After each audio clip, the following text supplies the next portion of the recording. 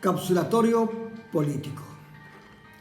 El día de hoy haremos una introspección, un recorrido a nuestras diferentes cápsulas y vamos a hacer un alto en nuestra cápsula número 2, en la cual hablábamos de este gran personaje. Qué estadista, qué político, qué influyente en las lides políticas, qué marca política, politólogo, estudiante, no conoce esta magnífica obra, este legado histórico que tenemos en nuestras manos. Niccolò di Bernardo dei Machiavelli, mejor conocido como Maquiavelo. Fue un personaje influyente en la época del Renacimiento, cuya muerte en el año de 1527 provocó toda una polémica, todo un estallido de escepticismo, vaya. Estando ahí en el velatorio, muchos de sus conocidos, de sus escépticos conocidos, se daban vuelta en el féretro y comentaban: ¿y ahora qué estás tramando, Maquiavelo?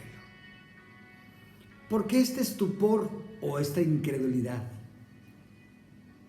Es que diplomático, político, trabajador de gobierno, filósofo, pero sobre todo un gran político para en aquellos tiempos, Maquiavelo sigue aún presente en la vida política de los países. Hoy nosotros entendemos que quienes se jactan de haber leído este libro han hecho una aportación en su acervo político un poquito más adelante que el resto de los demás que no lo han hecho. ¿Por qué decimos esto? Vivimos nosotros actualmente en un mundo en donde, pues, lo único que sucede es que todo sucede. O, dicho de otra manera, lo único que no pasa es que nada pasa. En ese sentido, eran las interpretaciones que Maquiavelo hacía respecto a la política y que están resumidas en esta gran obra.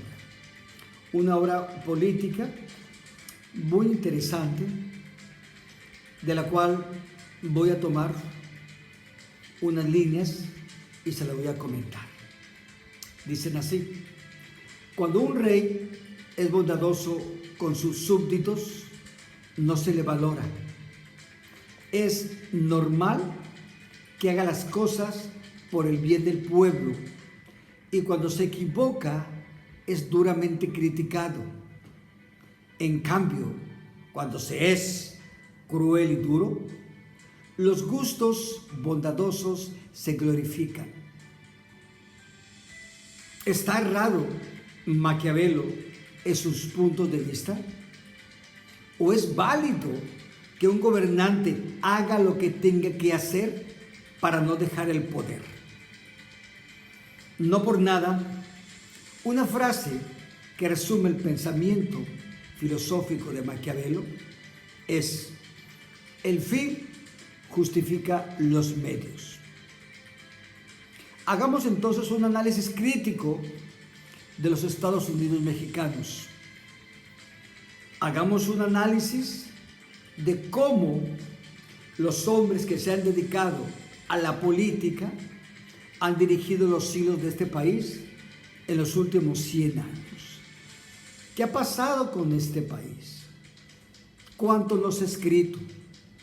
¿Cuántos mexicanos brillantes, metidos, inmersos en el mundo de la política, han desarrollado grandes legados y sin embargo parece ser que nosotros no hacemos caso de estas recomendaciones? Vivimos en una época muy difícil. Hemos vivido alternancias, hemos tenido involuciones, hemos evolucionado y la política pareciese ser, que sigue inmaculada, impretérrita, impoluta. Es labor entonces de las próximas generaciones o de las presentes empezar a considerar que tenemos que hacer un cambio disruptivo en el manejo de esta. El momento de repensarlo, por supuesto que sí.